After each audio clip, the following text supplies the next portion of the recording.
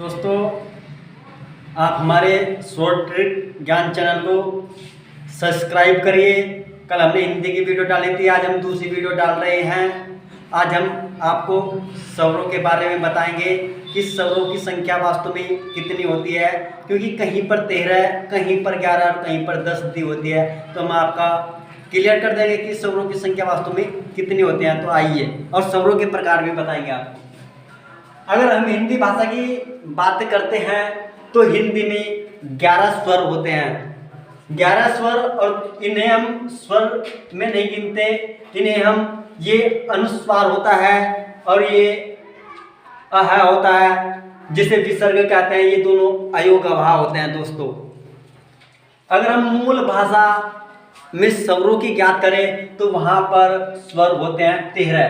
तो दोस्तों, वहां पर कितने स्वर होते हैं? 13। मैंने कल भी बताया था आपको कि यदि मूल भाषा की बात करें तो मूल भाषा संस्कृत को कहते हैं, क्योंकि वहां पर 13 स्वर होते हैं। संस्कृत ही इस भाषा की जननी, अनेकों भाषा की जननी है। स्वरों के प्रकार, अगर हम स्वरों के प्रकार की बात की जाए तो एक ह्रस्व होता है, एक दीर्घ होता है, एक प्लुत होता है। अगर हम अब ह्रस्व स्वर की बात करते हैं, ह्रस्व स्वर उसे कहता है जिसे बोलने में कम समय लगता हो और जिसकी एक मात्रा लगाई जाती हो। तो किसे कहते हैं? जिसे बोलने में समय भी कम लगे और मात्रा भी एक हो, तो उसे कहते हैं ह्रस्व, अर्थात छोटा। हम अब दीर्घ की बात करते हैं। दीर्घ, जैसे नाम से ही पता चलता है कि दीर्घ का मतलब होता है बड़ा। जिसकी 2 मात्राएं लगाई जाती हो उसे दीर्घ स्वर कहते हैं। अगर हम अब प्लुत की बात करें, प्लुत होता है जो अधिक लंबा चले, जैसे ओम, इसे प्लुत स्वर की श्रेणी में गिना जाता है। तो हम इसे प्लुत स्वर की श्रेणी में लेते हैं। अब हम ह्रस्व स्वर की बात करते हैं तो इनकी काउंटिंग कितनी होती है?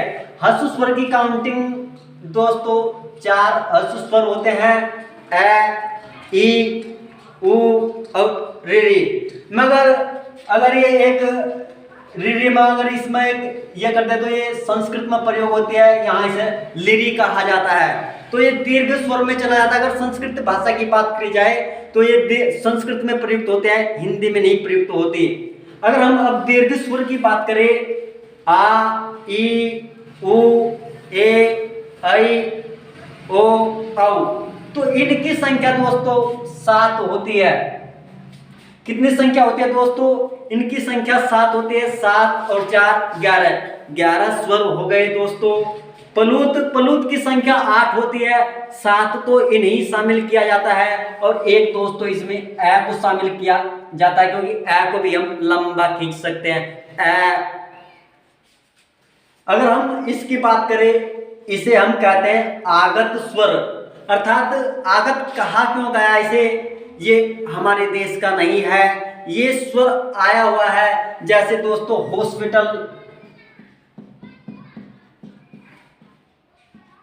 कॉलेज,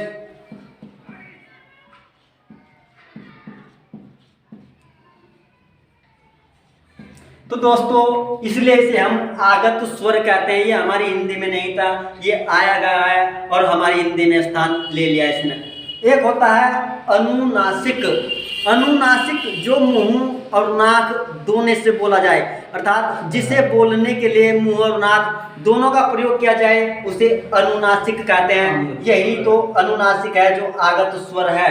अनुस्वार, अनुस्वार देखिए दोस्तों, अनुस्वार जिस पर एक बिंदी लगी हो उसे अनुस्वार कहते हैं। और हाँ दोस्तों, अनुस्वार का प्रयोग केवल स्वरों में ही प्रयुक्त होता है।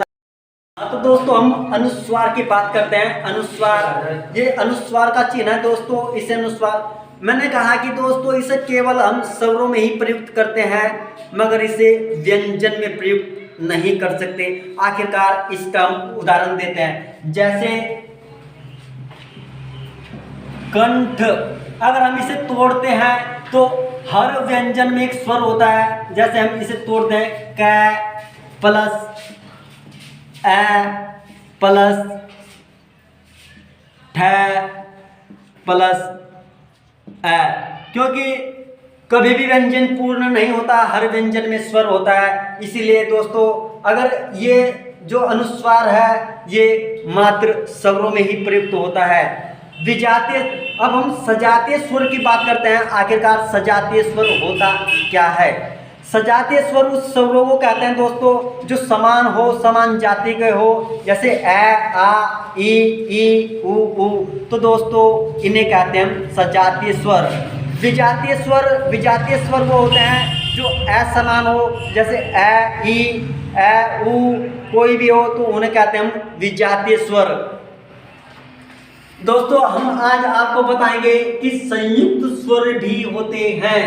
संयुक्त स्वर कहते किसे हैं? जैसे ए, ऐ, ओ, औ। आखिरकार इन्हें संयुक्त स्वर क्यों कहा गया है दोस्तों? हम आपको बताएंगे कि आखिरकार संयुक्त स्वर इन्हें नाम दिया ही क्यों गया।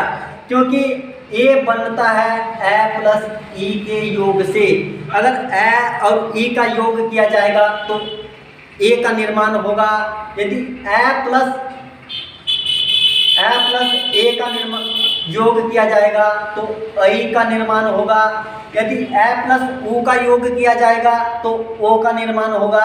यदि ए प्लस ओ का योग किया जाएगा तो दोस्तों औ का निर्माण होगा। इसलिए इन्हें संयुक्त स्वर की संज्ञा दी गई है। हम अब व्यंजन की बात करते हैं कि व्यंजन कितने प्रकार के होते हैं। तो दोस्तों व्यंजन की संख्या 33 बताई गई है, मगर हम छोटी कक्षाओं में हमने भी पढ़ा है कि वहाँ पर छोटी कक्षाओं में व्यंजन की संख्या 36 काउंटिंग होती है। मगर अगर देखा जाए तो अक्षर त्रय को संयुक्त व्यंजन कहते हैं, क्योंकि ये किसी के प्रयोग से बनते हैं, ये खुद नहीं बनते।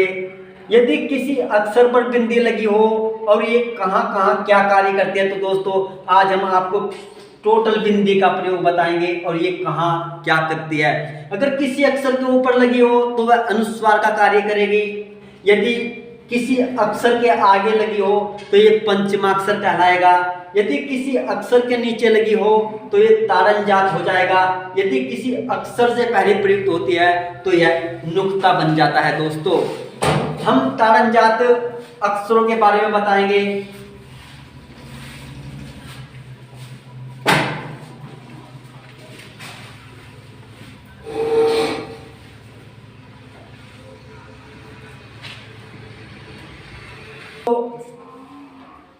ये ड होता है, ये ढ होता है, मगर ये अड़ और ये अड़ है। आखिरकार ऐसा क्यों होता है?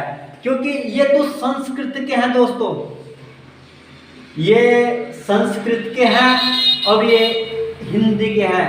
अगर इनकी अंग्रेजी बनाई जाए तो इसका डी बनता है और इसकी बनाई जाए तो इसका DH बनता है। अगर इसकी बनाई जाए तो इसका आर बनता है, अगर इसकी बनाई जाए तो इसका RH बनता है। जैसे अलीगढ़, वहाँ पर RH प्रयुक्त होता है दोस्तों। ये हिंदी के हैं तो इसीलिए इन्हें तारंजात, ये बिंदी लगने के कारण इन्हें तारंजात या उत्क्षिप्त या फेंका हुआ कह दिया गया है।